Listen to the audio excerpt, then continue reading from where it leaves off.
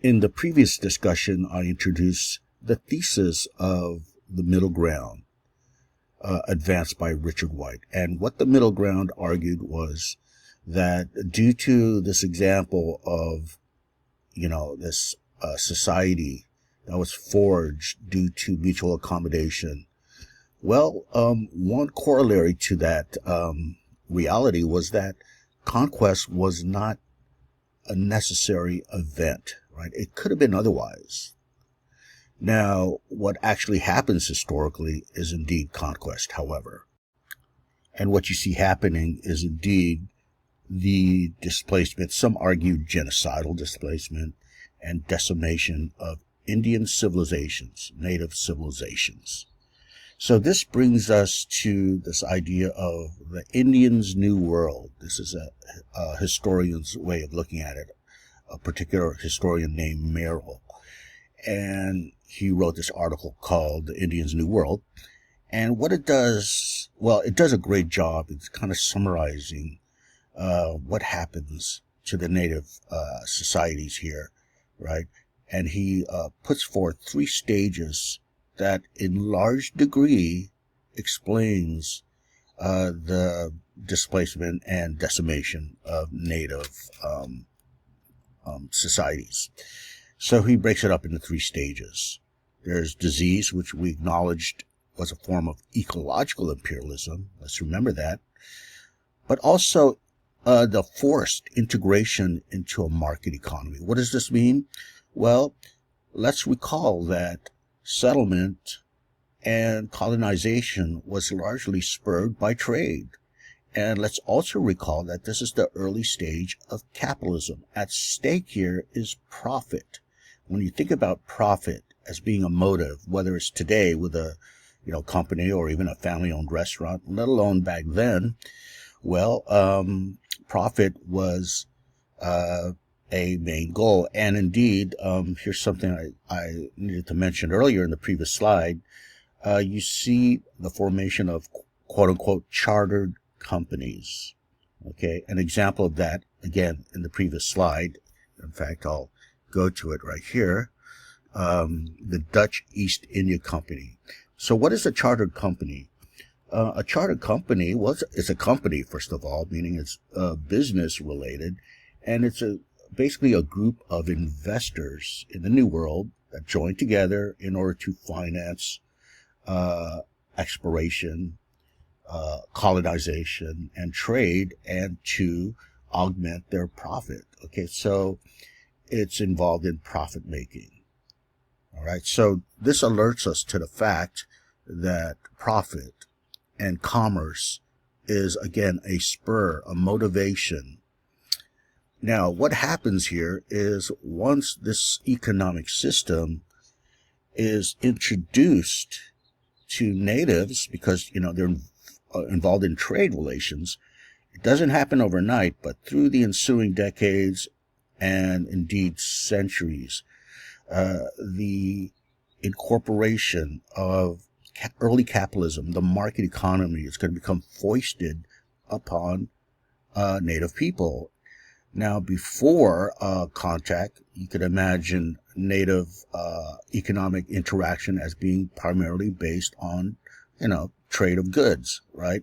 Not on exchange of money necessarily, not based on profit. Okay, it's a barter system. But what happens is, again, the forced integration of Native Americans into the capitalist system as it becomes more and more developed and even more, innovated through the next decades and centuries. So imagine this. You have a Native American who, before their integration in the market economy, if they needed some tool like an axe or something, what they did is make an axe from hand. They grabbed some wood and they grinded the stone, and it was even a craft, right? But eventually what's going to happen is you go to the market and you buy an axe, right? You don't involve yourself in the actual axe making process. Same with other things you could imagine. Clothing, food, as food becomes, commercialized, right? And what does this do? It leads to the erosion of the traditional Indian way of life.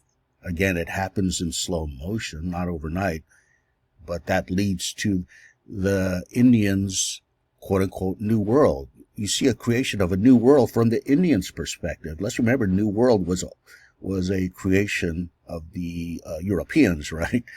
But in a way, the Native Americans are being forced really into a new world after 1492. Now, the third stage here is something that's self-evident, is the European encroachment upon native lands.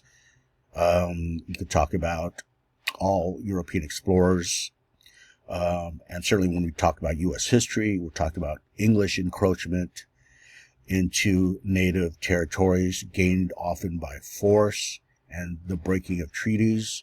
I mentioned a while back that by 1890, the frontier, and the frontier was defined back then as the meeting ground between civilization and savagery, right? Meaning Western civilization and Native American civilization. So that's how they looked at the frontier back then. Well, the 1890 census declared the frontier as no longer a remnant, that it's closed. All right. And let's also recall they counted only 250,000 Native Americans. So this is the cumulative effect of,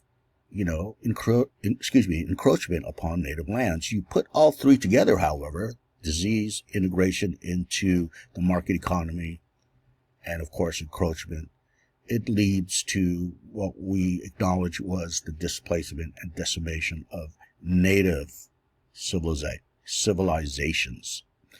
So if you think of it this way, the New World is not a place. From the European perspective, it is indeed a place across the Pacific, right? But from the Native American perspective, it's not a place, it's a process involving these three stages.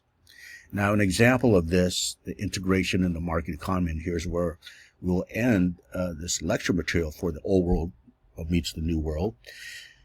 This happens with Dutch traders in the New York region. Obviously, Manhattan Island is involved. And in fact, if you think about Manhattan today, probably the most priceless real estate, arguably in the whole country, right?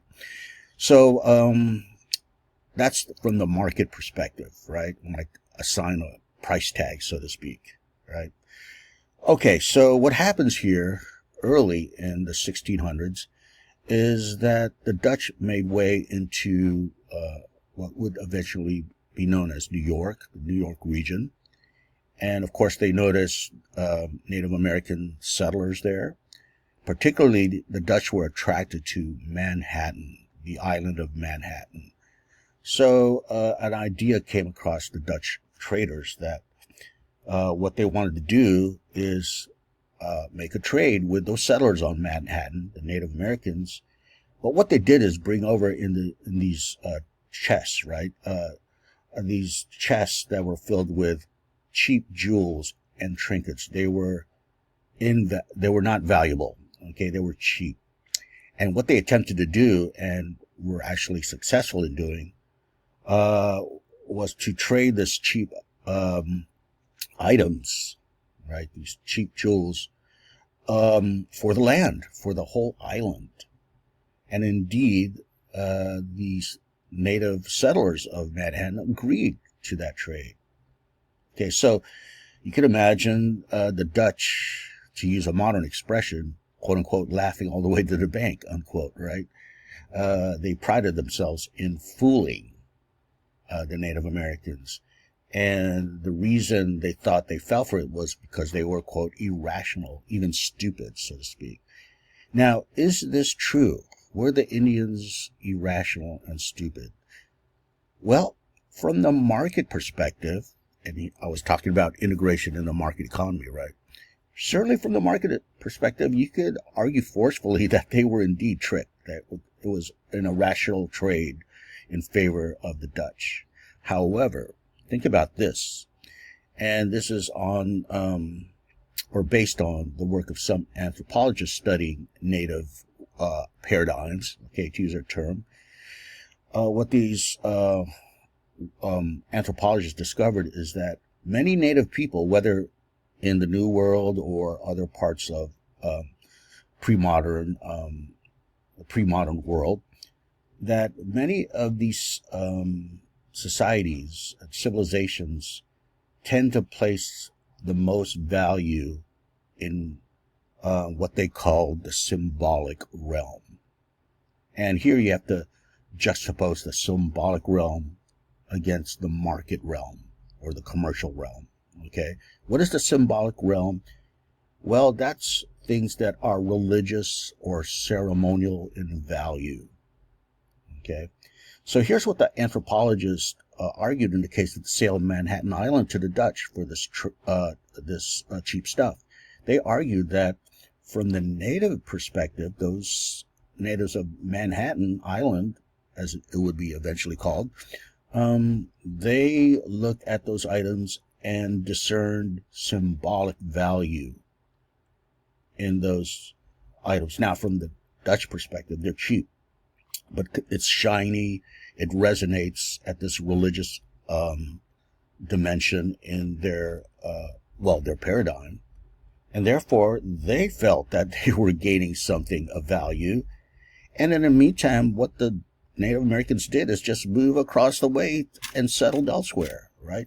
From their perspective, the land is something that you can't put a price tag on. Let's put it on modern terms. There's no such thing as private property, right? How could you own the land, they argued. It's like saying, how could you own the air that we breathe? You don't own it, okay? So the natives felt that they were getting the better of this trade, right? Because they got these items they felt were significant in the symbolic realm, right? There's symbolic or religious significance. And all they did is move across the way. No big deal, right? So what this teaches us is this, that, there's different forms of value. If you are ensconced or immersed in a market economy, a capitalist economy like we are today, you tend to assign dollar signs for Americans, right? Dollar signs to things of value. However, there are some things that are beyond the price tag, to use that term, right? That you can't put a price tag on. And namely, for many people, that's religious or symbolic or ceremonial items.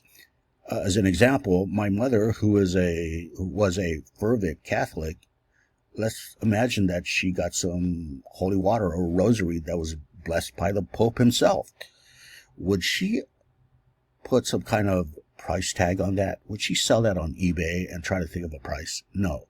It escapes the market nexus, right? The cash nexus. It's something beyond that. So you could similarly see how this applies to the native worldview or the native paradigm, right? So what I'm arguing here in the heels of Merrill, the historian, is trying to understand Native Americans on their own terms, right? Rather than superimposing the market economy or quote unquote civilization, let's remember that, upon natives, right?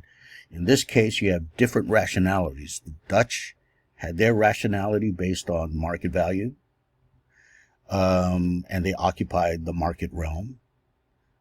The natives in this trade occupied the symbolic realm, whereby they imputed symbolic value upon those shiny things that were traded. The cheap jewels and trinkets, they were valuable at a ceremonial level. Okay, so different rationalities, different people.